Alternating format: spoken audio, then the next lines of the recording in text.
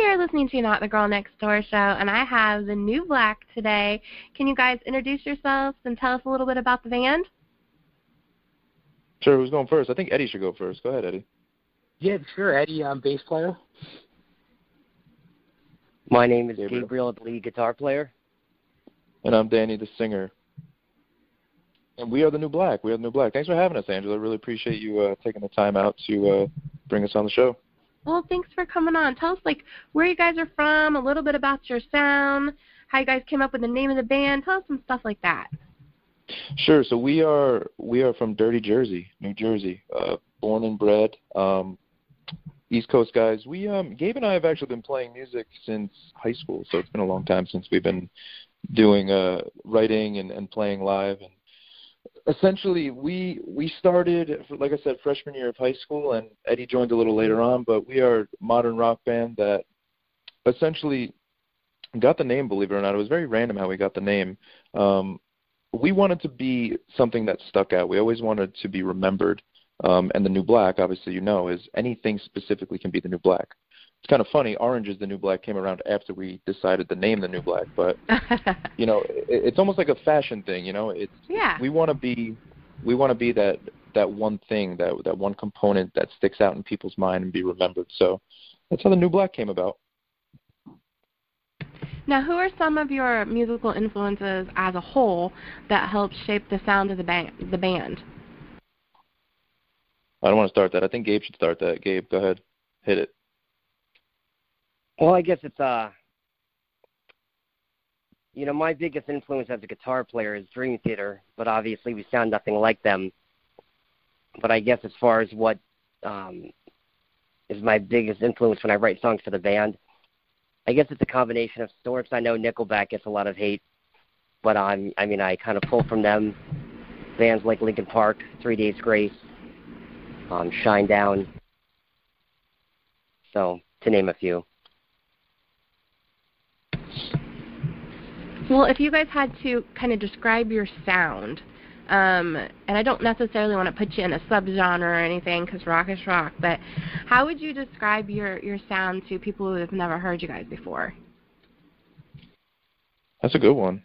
I think the great thing about what we do, Angela, believe it or not, is we kind of cross over genre to genre. We're a modern rock band with some touches of poppier rock and then a lot of the heavier components to some of those metal bands. We're not a metal band, but we're definitely a modern rock band that you can kind of say has very memorable melodies. That's our goal, is to really have something stick in your head, a melody stick in your head that you're always going to remember. And I think a lot of our influences show in the music. For me, Miles Kennedy of Alter Bridge is one of my favorite singers. Brent Smith of Shinedown is a big one for me. And I know Eddie has some different influences that really affect, our style of writing, as along with Gabe. So we can't really narrow ourselves down to one specific sound, but we're just that old school rock kind of feel. That's what we want to go for. Now, how does the process work with you guys when it comes to music? Does usually one person write the music and then everybody adds in their parts, or is it a collaborative process, or how does it work creating music for you guys? So the funny thing is Gabe and I, we've been writing, like I said, for a long time. Gabe and I, like I said, it's been since the beginning of high school. And we actually went on a brief hiatus. We were actually not doing much for about 3 or 4 years, and we've had a lot of the new record written already. And Gabe and I, we got together, we talked, along with Eddie, who joined the band. When did you join, Eddie? What year was it? Do you remember? I think it was 2012 when we first got together. When I first got together with you guys, yeah. And so time's flying. So like I said, we took some time off, and Eddie, Gabe, and I sat down and we got back together, and we're like, what are we doing? We have so many great songs that we're really sitting on. It's time that we put an album out, a full length album that we're very, very proud of, and we really are. So it's been the release. It went really well. We released it in December, and we're getting a lot of recognition, which is awesome to see. And you guys, are you doing everything independently? Are you guys working with a record label or a management company, or is this all DIY, doing it on your own? You can answer that, Eddie. I talk too much, Angela. Yeah, I talk way too much, Angela. Eddie's got to jump in there. That's fine. Talk. Have a way. Anyone can talk. We've been pretty much doing everything ourselves. I mean, everything from funding the recording and the producing, engineering, to the website, to merch and everything. It's all been self-funded. So, it's been a long road, but we've been doing it all ourselves, and we're not signed, unsigned band, no management, everything. We're doing everything ourselves. So that is awesome. And what I did is when I got music from you guys, I tried to play the newest single first, and kind of went backwards from there in the order that I received them. And I'm a big video person.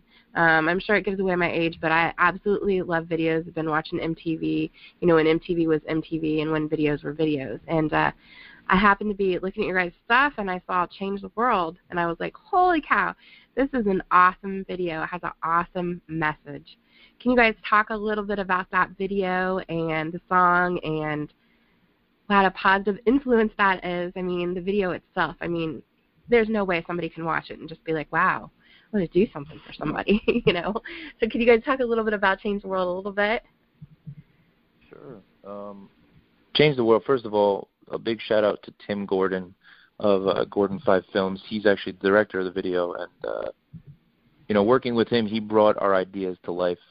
And like you said, Angela, the video we're so incredibly proud of the video. So essentially how that came about, Gabe will tell you a little bit about his story too once I tell you a little more about the video. But the concept of the album is we wanted to bring to light that everyone deals with certain demons or certain issues in their life. And within that darkness, there is a light. There's always going to be a light to find, and to strive to push toward. And it really doesn't take many things to change one person's life, and it becomes a chain reaction. And with all the turmoil in the world today, Change the World really brings that message to life that, everybody bleeds, everybody feels, everybody has emotions, everybody gets angry, everybody gets sad, everybody deals with loss, and if we all can really take a moment to step back and realize that there's a lot of people out there that just need a helping hand. And to do a simple action, as you see in the video, simple things like you see someone crying, a woman crying at a table, and someone buys flowers, and they're walking back to someone with flowers, and just to give that girl a flower and to just smile and, show a gesture of that everything's going to be okay. We want people to see the video and realize that there's so much more to life than the one thing that they're experiencing, that hardship. There's always going to be a light at the end of the tunnel. That is perfectly spoken about how I saw the video as well. So Gabe, why don't you? Gabe's story is a really big part, Angela, of what I think the New Black is and represents, especially with the album coming home. So I'm sure Gabe can tell you a little about his story. Sure, definitely. Yeah. So as Dan mentioned prior, we went to high school together. So I've known him for 20 years now, and nearly a decade ago, back in June of 2009, I was out traveling to CVS in Edison, New Jersey for some toothpaste because I was leaving the following morning to meet Dan in Las Vegas on the 19th of June. But that never happened because at the same time I was out, getting the toothpaste, a group of teenagers were traveling in the opposite direction and they were racing. And so what happened was one of the cars hit a bridge embankment, and the car fell apart, and his car ricocheted into oncoming traffic into my vehicle, which I never saw coming. And a large piece of metal went through my windshield and hit me in the face at roughly 100 miles an hour. So just imagine a 10-pound piece of metal being thrown at you at 100 miles an hour. It's obviously going to cause an enormous amount of damage. I was then rushed to the hospital where they had to kind of assess the damage, and it was pretty clear from the very beginning that, my life and my face was never going to be the same. So when I finally came to from my medically induced coma a few weeks later in the hospital, I was informed that A, I will never see again, meaning I'm going to be blind for the remainder of my life. On top of the fact that my face was disfigured, combined with the fact that I've also lost my sense of smell.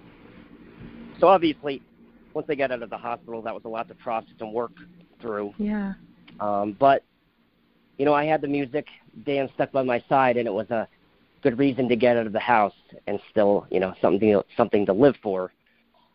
So within, like, not even a month of getting out of the hospital, I was already back in New York City with Dan, rehearsing and working towards an end goal of playing shows and, you know, writing, recording new music.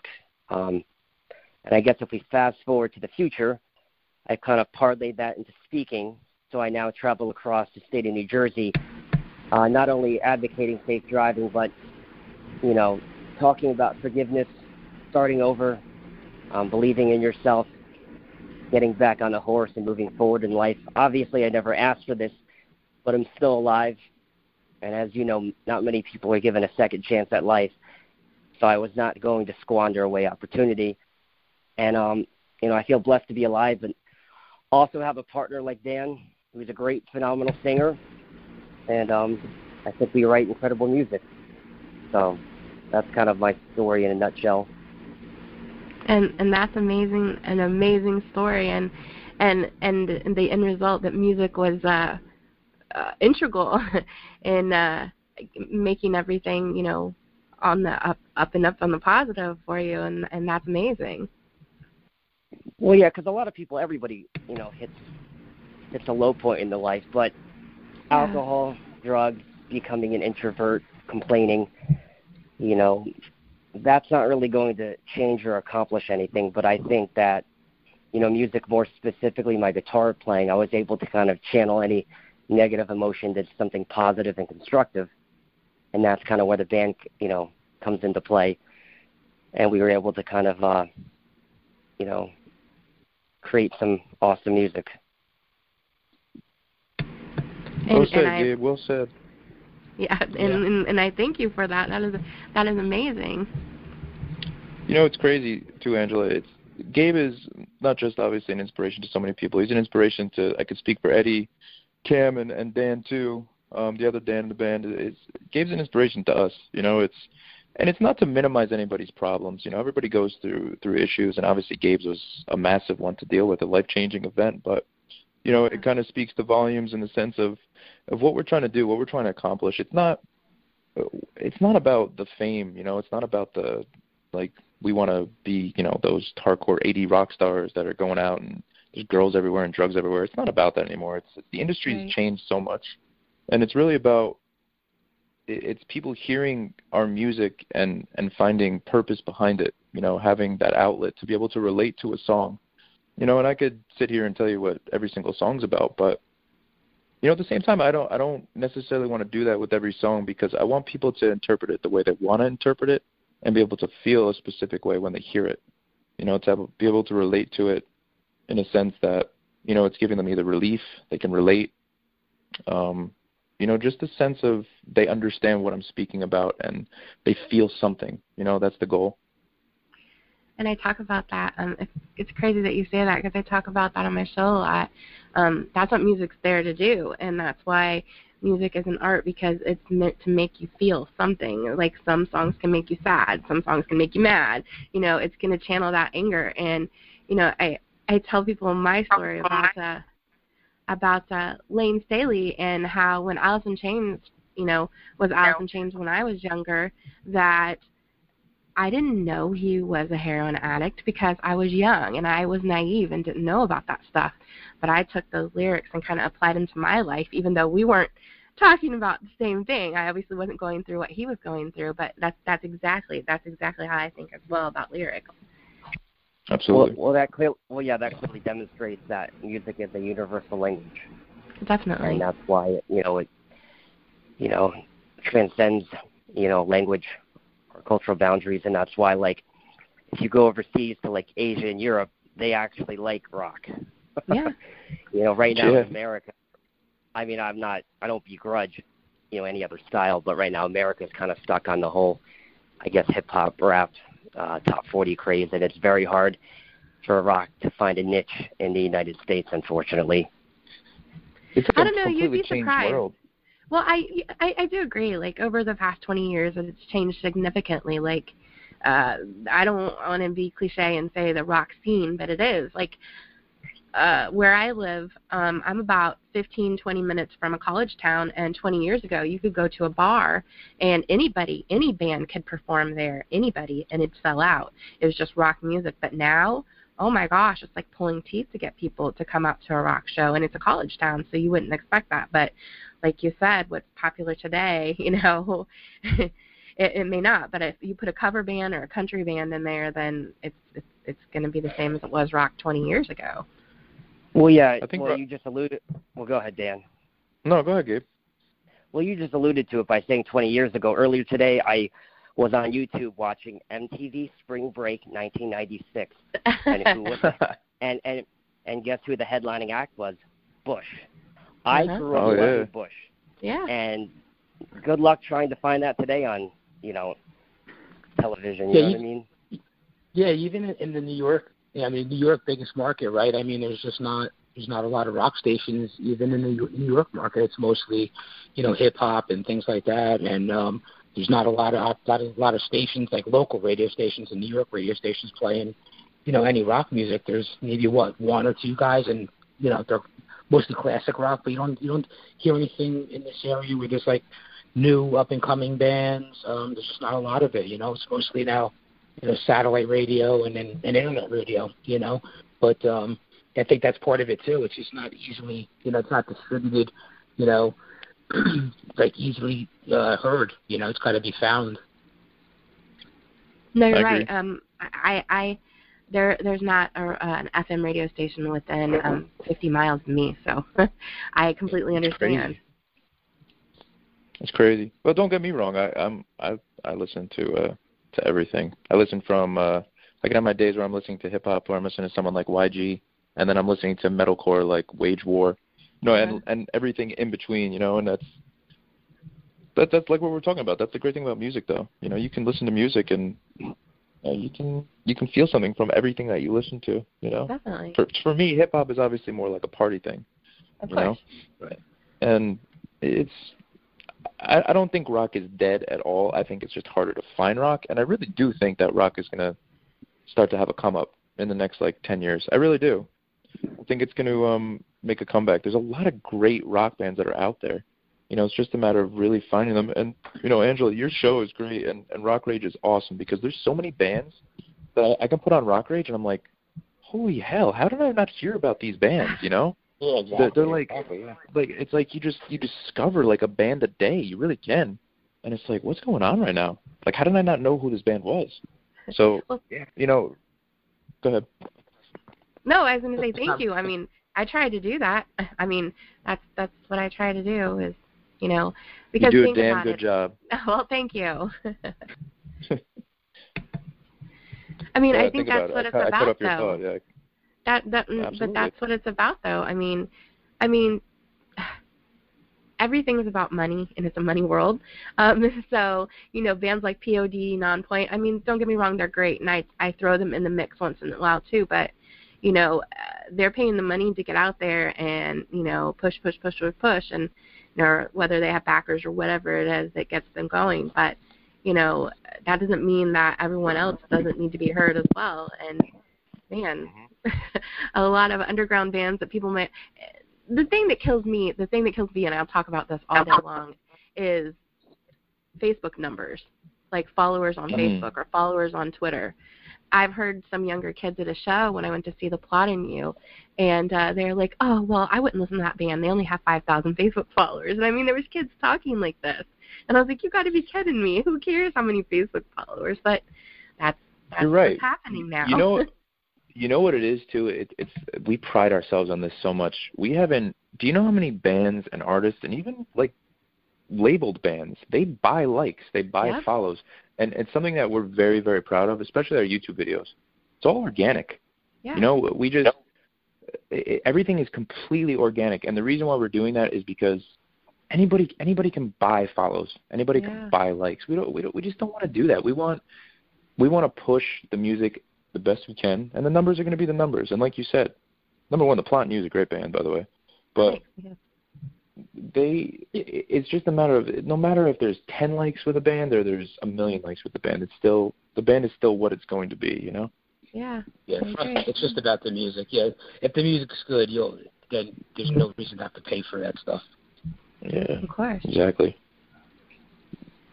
Now let's talk about your music. Now, is Permanent Ink is the newest video out? That's the latest single, correct? Permanent Ink? Yes. Yes. Yeah. Can you guys talk a little bit about, because didn't you just release the video for that one? I mean, just recently. Yeah, Eddie, you can talk about that. Jump in, Eddie. What's that on the release?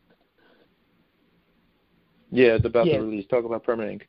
Yeah, if you could talk about Permanent Ink, and because I've been playing that. That was the first song that I actually had played on the show. Yeah, so that was our first. That was our third release video that we released, and our latest. We wanted to take a different turn. You know, the first video we came out with was "Come Home," and then it was a little bit more of a sadder song, more mellow, and then of course "Change the World." And we wanted to kick things up a notch and, put something out there, show a different side of the band, a little harder edge, and that's why we decided to release Permanent Ink as our, our latest video. So I think, just to show a different side of the band and the energy in the video. Again, it was Tim Gordon that recorded the video, and we just wanted to show that side of the band to show everybody we're a harder edge band. We could do it both ways. We have heavier stuff on the CD as well. But with the first two releases that we did, we just wanted to change things up and kick it up a notch. Yeah, funny story about that song is I wrote the music, the instrumental, back in September of 2010, and when I kind of was writing it, I wasn't really thinking of it necessarily as a band song, because I wasn't even sure if Dan would like it, because it is a bit outside the norm. So it's been around now for about almost a decade, but it's finally recorded and put together, last spring when we recorded it. But it seems to be a highlight of a lot of the people in the band and a lot of people that hear it. And I'm kind of surprised because sometimes you're not really, you don't know what people are going to like. Right. It's true. Yeah, it is kind of funny. I remember when we did the whole album, we didn't really peg Permanent Ink to maybe be a single, and a lot of people they really like that one. It's one of their top songs on the album. But like Eddie was saying, it just brings a lot more energy. I mean, you can see with the video too. We're telling more of a story. Obviously, we Change the World. Permanent Ink, we wanted to show a little bit more of us, and show the energy that we can bring not only to, our live set, but that video definitely shows our personalities a little more too. So it was definitely a good follow-up to Change the World. So have you guys been releasing song by song by song, right? Because you guys have a album release party coming up pretty quickly, next week, correct? So what we did, we kind of did this, we're weird, Angela. So what we did is we actually finished this record in the summer last year. And Gabe and I were trying to decide how the best route to go with everything. What we did is we released the album on December 18th, and it did very well. We released Come Home and Change the World, those videos, before the album was released, and then we released Permanent Ink just recently. And we played a show, but we were kind of just gearing up and really rehearsing and getting everything solid the way we wanted to for our live show before we did and announced a CD release party. And we wanted to do it close to home, so it's in Long Branch. It's in Long Branch, New Jersey, which is very close to us. It's going to be a great crowd too. So we wanted to do it when we were geared up and ready to go and felt like we were going to bring it to another level. We don't want to just play a show to play a show. We want to be extremely prepared, and we want to blow the roof off the place. And I think we're going to do that. Now, what are your plans for the rest of 2019? Do we have any tours coming up, or any festivals, any other music videos coming up, or anything you can tell us about what you guys are doing for the rest of the year? Sure. The great thing about what we're doing, we are not done doing videos, like you said earlier, actually, in this conversation. We're all about the music videos too. We're all about the visuals, the stories. So we're going to be doing a couple more videos. Maybe even 3 or 4 more videos for the album. As regards to shows, we definitely have a bunch lined up for May and June. We're going to be announcing some more. We are definitely looking to tour. We're definitely looking for that national act to hit the road with. It's just a matter of the right opportunity coming along. Now, where can people find your music and find your merch and find whatever you have? Are you guys all over social media? Do you guys have a website, or this is a time to plug yourselves? Oh, there you go. That's an Eddie question. Eddie, hit him with everything. Yeah, the band websites, the official, the New Black official.com, and you'll find the merch there. You could buy the CD there. You can get anything you want there at the store, and we also have our Facebook page, and we'll be at shows selling merch and download cards, and we're going to be all around. But yeah, the newblackofficial.com is where you want to go, and you can find everything from there. Amazon Music, Apple Music, whatever. All the links are going to be right there. Also, we're on Spotify. We're on Spotify, Google Play as well. So. Yep, and every single digital outlet that you can think of, we're on all of them. So anywhere you get your music and you download your music, you can definitely hit those sites and easily purchase the album, stream the album, whatever you want to do. Well, I appreciate you guys coming on. I appreciate the positive message that you guys are trying to convey and, what you guys are doing, and really appreciate the stories you guys told me today. Those are really inspirational. And you guys can come back anytime, tell me what's going on, or if you have some news to share, come on the show, and I would love to have you guys back on. 100%, Angela. We really appreciate you taking the time, and you're awesome, and your show's great too. So keep doing your thing, and we'll definitely be on soon. Yeah, thanks you so much, love. guys. Appreciate it. Yeah, thanks.